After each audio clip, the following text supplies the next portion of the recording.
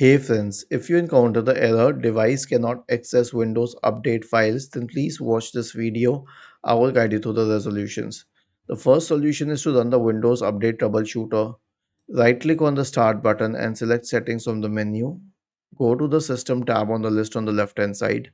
In the right pane, scroll down and select Troubleshoot. Click on Other Troubleshooters and click on Run corresponding to the Windows Update troubleshooter. Okay. The next solution is to reset Windows Update components.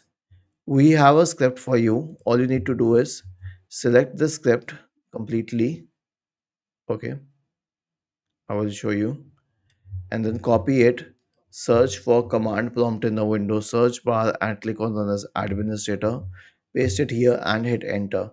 Now, why does this work and why will it definitely fix your problem? Because it will reset all Windows Update components. It will stop the services associated with Windows updates. It will delete the Windows Update profile. It will delete the contents of the software distribution and cat root to folders. It will re-register all the DLLs. It will reset WinSock, and finally it will restart the services. Was this helpful? If yes, then please subscribe to the channel, and if not, then let us know in the comment section of the video on how we could help you further. Thank you for watching this video and have a nice day.